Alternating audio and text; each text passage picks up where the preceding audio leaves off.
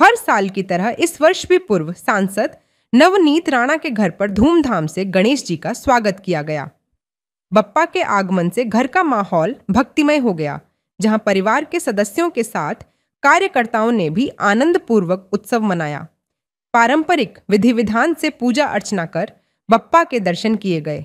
गणेशोत्सव के अवसर पर श्रद्धा, आस्था और एकता का संदेश देने वाला यह पर्व नवनीत राणा ने सादगी और भक्तिभाव से मनाया।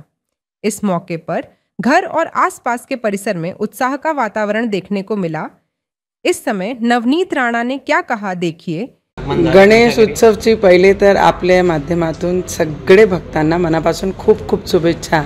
गणराय सगळ्यांच्या जीवनामध्ये जेवढे विघ्न आहेत सगळे हरतील एवढीच गणेश रायांची चरणी मी प्रार्थना करते आणि आपल्या सगळ्यांना गणेश उत्सवची खूप खूप शुभेच्छा। आणि सगळे याच उत्साहाने दरवर्षी आम्ही गेल्या 13-14 वर्षापासून आपले घरात स्थापना करतो आणि जिथे जिथे आम्ही जातो ते खूप उत्साह आपली पिढीमध्ये आणि आपली जी संस्कृती आहे ते सगळे जपण्याचा प्रयत्नही सुद्धा करतात आणि खूप उत्साहाने महाराष्ट्रामध्ये आणि प्रत्येक ठिकाणी अब्रॉडमध्ये सुद्धा जेव्हा आम्ही व्हिज्युअल पाहतो तर तिथेही सुद्धा एवढेच उत्साहाने गणेशरायाचं स्थापना होते आणि विसर्जन होते।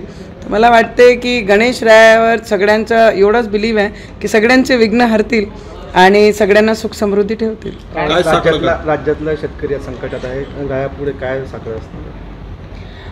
मला वाटते की शेतकऱ्यांचे हिताकरिता, शेतकऱ्यांचे भविष्याकरिता आमची सरकार जे मेजॉरिटी आम्ही करू शकतो, कारण केंद्राकडनं आणि राज्याकडनं ते प्रत्येक गोष्टी करण्याचा पूर्ण आमचे मुख्यमंत्री आणि आमचे PM साहेब ते पूर्ण पाठपुरावा करत। तर मला वाटते की शेतकऱ्यांसोबत शेतकऱ्यांच्या हितासाठी ही सरकार नेहमी उभी आहे।